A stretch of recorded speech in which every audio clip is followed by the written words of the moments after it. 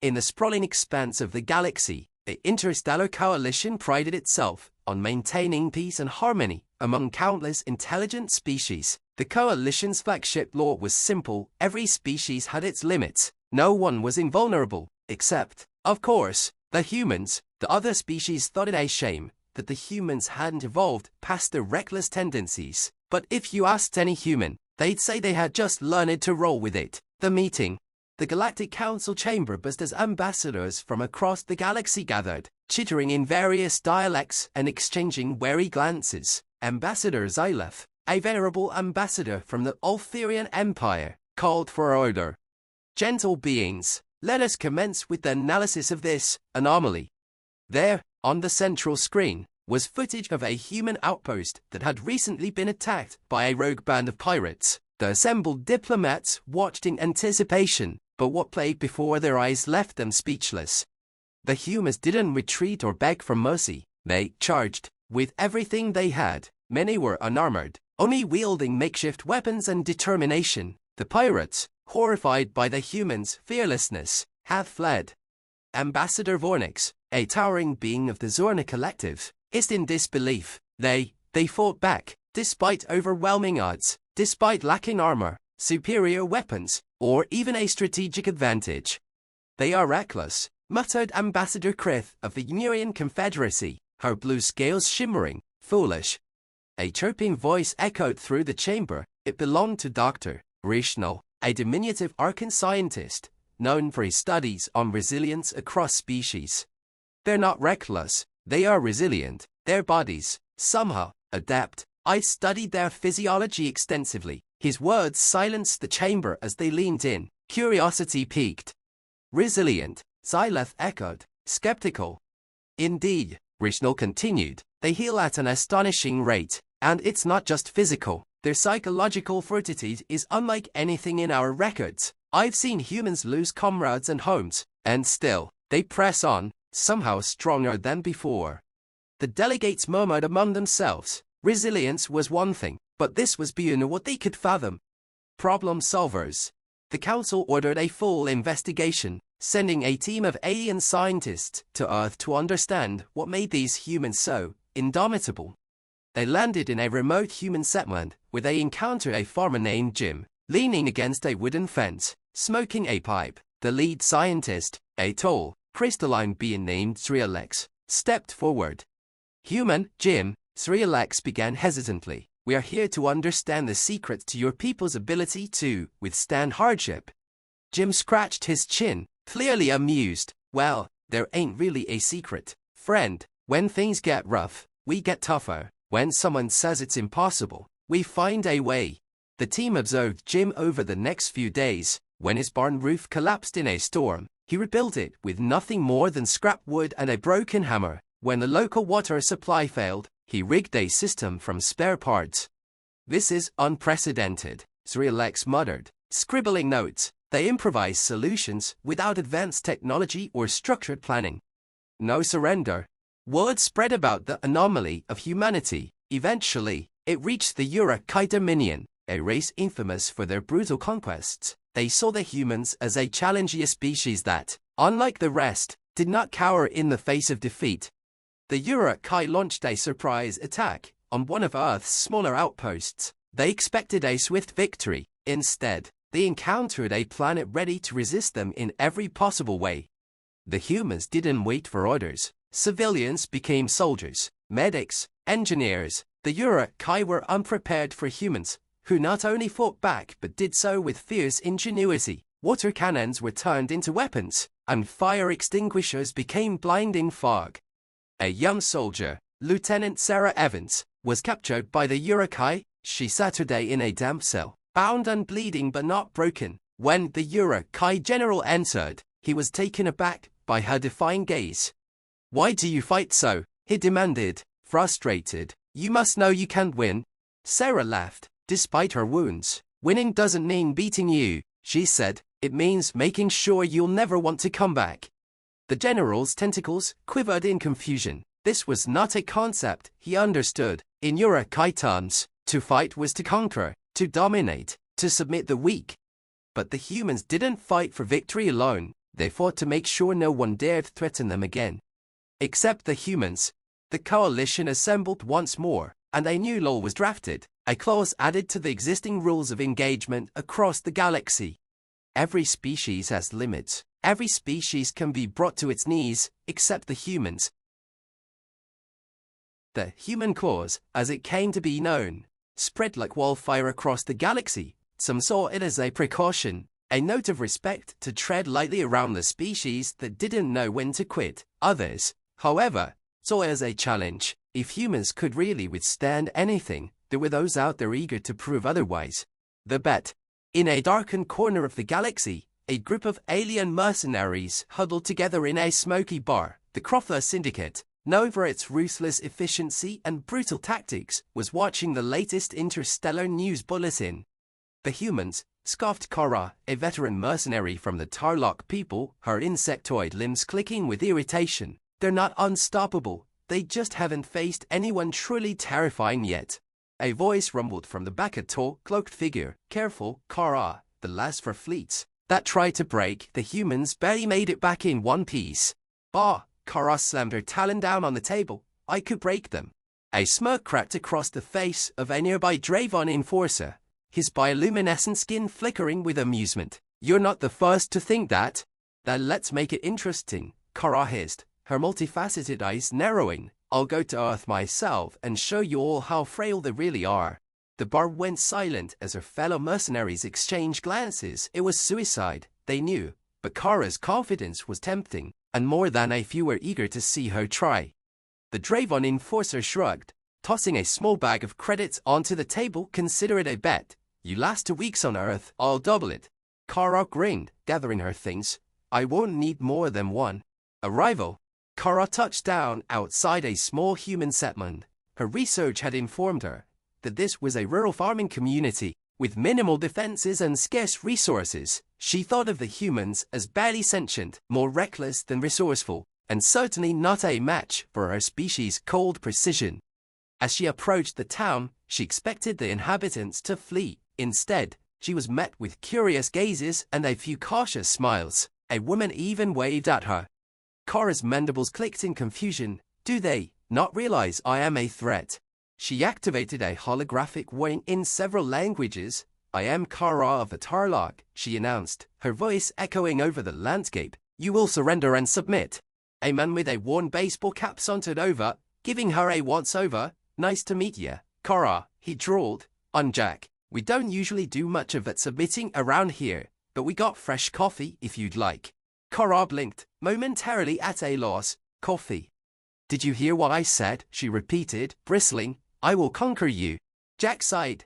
Listen, lady, you're welcome to stay, but you're gonna have to take it up with Martha if you're trying to conquer the place. Who is Martha? Kara asked, momentarily caught off guard. Jack just smiled and pointed to a small farmhouse down the road. Good luck, Martha. Kara marched toward the farmhouse, her resolve hardening. She would show these humans why the Cruffer feared her. But as she approached the house, the door swung open, revealing an elderly woman holding a rolling pin, with a wiry old dog sitting protectively by her feet. Now, who are you? Stomping around my garden? Martha asked, her tone sharp but her eyes twinkling with curiosity. Kara straightened. I am Kara, the Conqueror. Martha raised an eyebrow. Conqueror? Ha, well, I'm Martha, and this is my land. If you're here to take it, I suppose you'll need to get past me first. Kara let out a hissing laugh. A frail human like you, I will shatter you with ease. Martha shrugged. Suit yourself, but if you're gonna try to take my land, I'd advise you put your back into it. I've been through 3 wars, raised 7 children, and I've wrestled off more wolves than I can count. You want to give it a go? Kara paused, something tugging at the back of her mind. The elderly woman's unshakable calm made her hesitate. Most beings she encountered cowered, ran, or fell apart when faced with her presence, but Martha just waited. Very well, Kara said, leaning forward. I accept your challenge, human. Martha smirked. Good. Let's start with the wheat in my back garden. Kara blinked. Wheat. Lessons learned. Over the next several days, Kara found herself roped into tasks she never could have imagined. Martha had her hauling sacks of grain, clearing brush, and even fixing a broken fence. She attempted to intimidate the old woman several times, but Martha only chuckled and handed her more work. Kara couldn't understand it. Every other species she had encountered had been easy to conquer, to subjugate, but these humans, they were unbreakable in ways that defied logic. One evening, after Kara had spent hours digging a new trench, she collapsed on the porch, exhausted. Martha handed her a glass of iced tea. "Not so easy, is it?" she asked, her voice gentle. Kara took a hesitant sip, glancing at the old woman. "Why do you not fear me?"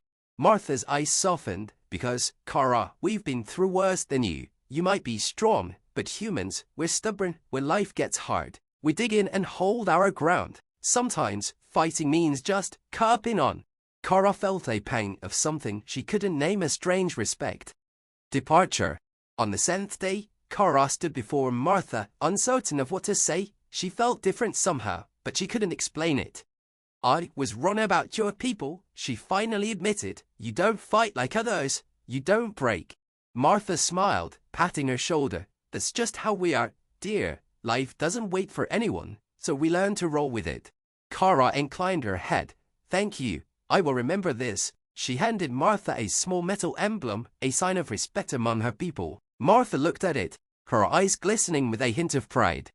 As Kara boarded her ship, she glanced back one last time. There stood Martha, her hands on her hips, a small smile on her face. Kara knew that, for the first time, she had truly met her match not in strength, but in spirit. The aftermath. Back in the Crothers Syndicate's bar, Kara returned to collect her winnings. She could see the smug looks on her fellow mercenaries' faces.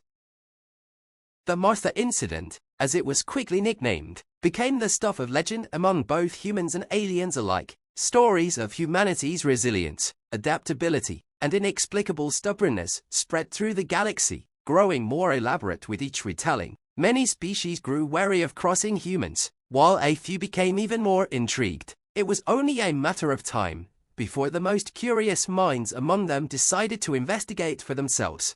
One such species was the Yular, a highly intelligent, hyperlogical race with a natural curiosity about every facet of life. They believed that any problem could be broken down and solved with proper analysis and control. The humans' strange resistance to breaking, however, defied all their theories. So, the Yular hatched a plan. The experiment. A renowned Yular scientist, Professor Lirith, proposed an ambitious experiment. Take a small group of humans to the Yular's research station and systematically expose them to increasingly stressful and unwinnable scenarios. In theory, they would observe the point at which humans reach their breaking limit. This limit would then be analyzed to uncover the root of their resilience. 3 humans volunteered for the experiment, all of whom were mildly amused by the Yular's proposal. Among them were Sergeant Marcus Lee, a battle-hardened Marine who had seen action on Earth and beyond. Sarah Nguyen, a high school physics teacher with a knack for out-of-the-box thinking. Jake Hill, a mechanic and former boxer with a grin as unbreakable as his fists. The Yular assumed these humans would fall within a month. At most, they prepared meticulously, devising increasingly complex challenges designed to frustrate, fatigue, and overwhelm even the most stubborn species. The humans, however, were curious in their own way, wondering what, exactly, the Yular thought would push them over the edge. Phase 1. Isolation. The Yular began by isolating the humans in separate cells, attempting to break their spirits through solitude. Each human had only basic rations and a bed with no entertainment, no conversation, no interaction, just pure silence. A standard Yular strategy. Isolation was notorious for reducing even their own kind to mental fatigue within days. After a week, however, the Yular scientists checked the cameras to find the humans handling it rather differently. Marcus spent his days doing push-ups, sit-ups, and squats in increasingly difficult routines, creating his own mini boot camp. Sarah had used her ration packaging to construct a small chess set on the floor, and was quietly talking through strategies to herself. And Jake, in a scene that confounded the Yular most of all, had drawn a face on his blanket and was giving it a pep talk, laughing to himself between motivational speeches. Professor Lirith narrowed his eyes in confusion. "They are adapting," he muttered, making notes. "Intriguing." The humans were taken out of isolation, Phase 2. Physical exhaustion. If solitude didn't break them, surely physical exhaustion would. Beulah set up an obstacle course that required hours of grueling, repetitive labor to complete moving heavy boxes, scaling walls, crawling through tight spaces. It was a simulation designed to sap their strength and willpower. To the Beulah's surprise, not only did the humans finish, but they turned the course into a competition. They cheered each other on, cracked jokes about their aching limbs, and created a chant of, push it, whenever one of them hit a tough spot. At one point, Marcus, clearly exhausted, still managed to help Sarah over a wall, grinning as he did. See Monday, Tej, we're just getting started. The Beula scientists observed this in disbelief. Professor Lirith sighed, a hint of frustration in his voice. They persist. They should be worn down, yet they find enjoyment. He hastily adjusted his plans, deciding they needed a new approach. Phase 3. Psychological pressure. Desperate to crack their strange resilience, the Beula resorted to psychological challenges. They placed the humans in a scenario meant to simulate a catastrophic failure in a space station, flooding their environment with alarms, flashing lights, and pre-recorded messages of doom. This was a scenario the Beula themselves had found terrifying in earlier simulations, and several species had broken down completely from the unrelenting stress. The humans. Sarah immediately grabbed a fire extinguisher and doused an out-of-control blaze simulated by holograms. Jake, meanwhile, tackled what he thought was a structural collapse by propping up a nearby beam with pure force, and Marcus managed to override a computer terminal, shouting over his shoulder, "You call this a crisis? I've seen worse trying to find parking on a Friday night." The Beula stared in horror as the humans not only took control but actually started having fun, laughing in the face of a simulation that was supposed to crush their spirits. They joked about movie scenes and recounted disaster stories of their own, finding humor even in what was supposed to be a hopeless situation. The humans emerged victorious, sweaty but smiling, as Jake slapped Marcus on the back. "I'd say that's a new record, fellas." The Beula were utterly stumped. Final phase, the ultimatum. By this point, Professor Lirith was at his wit's end. Every scenario the Beula had devised to break the humans had failed. In a last-ditch effort, he decided to try something more direct. He gathered the 3 humans in a conference room and announced his ultimatum. "Humans," he began, "we have placed you in increasingly difficult situations, and yet, inexplicably, you refuse to break. We believe this resilience is detrimental to the proper analysis of your species. Therefore, we ask that you voluntarily surrender and admit your limitations." The humans exchanged a look and stifled laughter. "Admit defeat?" Sarah asked, raising an eyebrow. "Over what?" Lirith sputtered. Over the limits of your own species. You cannot truly believe you are invincible." Marcus shrugged. "Never said we were invincible, just persistent." Jake leaned forward, smiling. "Look, Doc, you can keep trying to test us, but here's the thing about humanity: you can't make us give up. We don't surrender. Not to anyone, not to anything." "Even if it's futile?" Lirith asked, genuinely baffled. "Especially if it's futile," Sarah added with a grin. With the unknown factor solidified as a galactic mystery, humanity continued to gain an almost mythical reputation. Tales of their stubbornness and resilience spread, and new alien races, some curious and some arrogant, arrived to witness this unbreakable quality firsthand. The Interstellar Coalition eventually established an entire research division to study humans, under what they called the Human Anomaly Program. The Coalition decided on a different approach this time. Rather than challenging humans with physical or psychological stress, they decided to test the very limits of human compassion. This concept was entirely foreign to many species. Compassion, seen as a source of strength, was also a potential vulnerability. After all, wasn't caring for others a weakness? Thus, the Coalition set up a plan, known as Project Relic.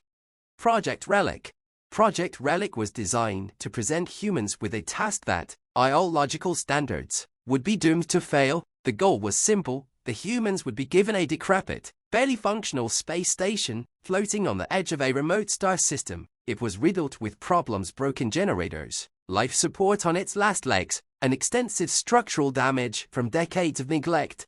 To any sane mind, the station was a lost cause, a relic not worth the resources or effort. But the coalition had a theory: the humans' compassion, combined with their stubbornness, would compel them to save it, even if it meant personal sacrifice. The idea was to push them to the breaking point by tempting them with a hopeless cause.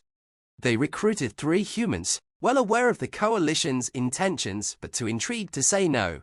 Commander Aisha Clark, a veteran astronaut who had seen more broken stations than most engineers. Dr. Eli Walker, a biomedical researcher specializing in low-resource medicine, known for his dedication to humanitarian missions. Lucy Haynes, a structural engineer and avid tinkerer, famous for taking on the most rundown, unsalvageable projects and somehow pulling them back from the brink. The 3 were given a choice to abandon the station whenever they wished. No one would blame them for leaving. After all, everyone knew it was a pointless endeavor. But, as the coalition would soon learn, they'd underestimated the humans once again. First impressions. When Aisha, Eli, and Lucy arrived at the station, they were greeted by a flickering light and an icy silence. The entire place was dark, cold, and unwelcoming, with massive hole fractures and systems that hadn't been serviced in years. The coalition scientists observed eagerly from a nearby outpost, expecting that the humans would take one look and turn back. Instead, Aisha cracked her knuckles, a grin forming on her face. "Well, folks, we've got our work cut out for us." Lucy inspected a cracked support beam with a gleam of excitement. "This beauty's got character. She's a fixer-upper for sure." Eli, meanwhile, immediately began assessing the limited medical supplies. "All right, step 1 is ensuring life support. Let's make this place livable." The coalition monitors buzzed with confusion. By all accounts, the humans should have been overwhelmed, but they seemed energized, even thrilled by the challenge. Repair efforts.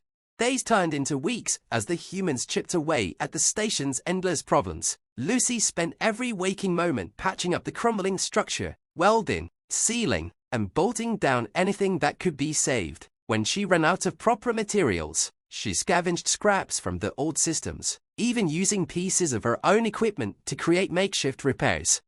Aisha managed to bring a few of the generators back online, carefully rationing the meager power supply to keep the critical systems functioning. She had always been a by-the-book commander, but here, she improvised, coming up with creative ways to stretch their resources. Meanwhile, Eli discovered a population of abandoned plant specimens in the station's botany lab, remnants of an old experiment. Instead of discarding them, he nurtured the plants, using them to filter the air and even providing a small, sustainable food source. After 3 weeks, the station, against all odds, had lights, breathable air, and even a semblance of warmth. One of the coalition scientists, a blue-skinned siren named Fro, shook her head in disbelief as she reviewed the progress. "They are expending all of their resources on a cause that will ultimately fail. Why continue?"